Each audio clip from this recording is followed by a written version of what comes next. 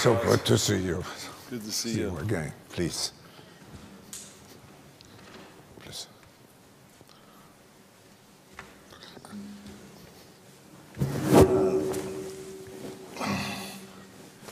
Very nice. Welcome, Governor. Thank you. I don't have to introduce you. I think everybody knows you here in this room. I think you came 68. You came from Austria to this country, to California. You made California your second Heimat, if I use the German word, your second home.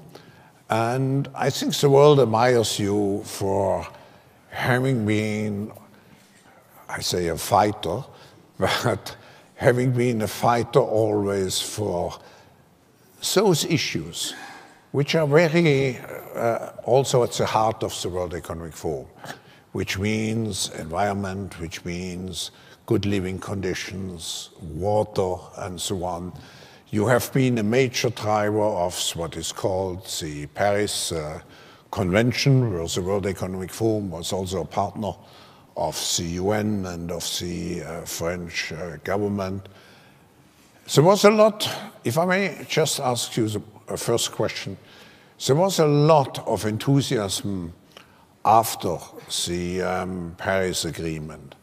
It was important not only for the outcome, what gave also special importance to the Paris Agreement, it was a multi-stakeholder concept which was behind, integrating not only governments, but business, civil society, and so on. Now, if you look back, I still remember how I saw you as one of the key pioneers and achiever of this result. When you look back, are you worried, or how do you, what takes you your sleep at night at this moment? Governor. Nothing. But first of all, let me just say, Klaus, that I'm very happy, number one, that I'm sitting here with you, and I'm not the only one with an accent. So that's number one. We should. Because it's a very difficult, as you know, and you can relate to that. When you come over here and you have learned English in school, and then all of a sudden, you know, everything kind of is different in reality. I remember when I explained to someone when I came over here, I said, I just read the story that this woman took the knife and killed the guy. And then the guy said to me, he says, no, it's not the knife. We don't use the K. I said, oh. Okay, I said, let me say it again. The woman took the knife and killed the guy. I said, no, you got to put a K in front. I said, well, you just told me not to put a K in front. And so I said, well, there's different rules here. So this, this is the kind of things that I went through. But in any case, your English is great. I mean, I can understand most of it. And so it's really great. So that's number one. Number two, I wanted to mention to you that you have invited me many times to come to Davos, and where you do such an extraordinary job in organizing that. And it was during the time when I was governor. And anyone that knows the way the system here works is that in January, you announce your budget. And so then you cannot leave because there's always a budget crisis. There's always a deficit.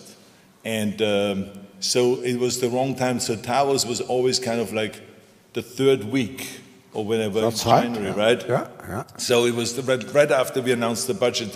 I didn't want the press to write, look at Schnitzel is leaving the town, and there's a debt and all this kind of stuff, and the deficit and all. So anyway, so this is why I never really came, but I always was very happy that I got the invitation, and hopefully someday we will meet there in Davos, because it's a wonderful event, and it's great that you're also doing it here in California. So I hope next year. Okay, good. Yeah, excellent. Got it. Okay, terrific. Anyway, to answer your question about the Paris Agreement, I think the Paris Agreement was really a great, great accomplishment. and we all were very enthusiastic about it.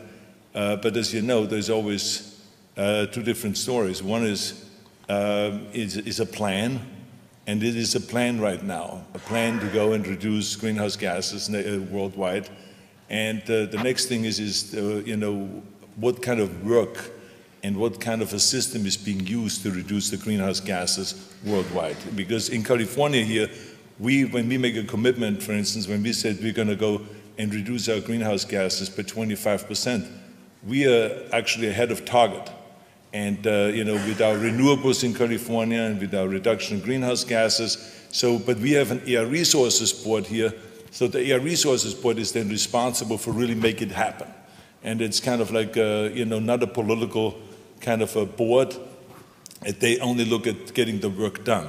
That's the important thing. So I don't know how every country functions and how every country is going to make their commitments become a reality, but it was a great commitment.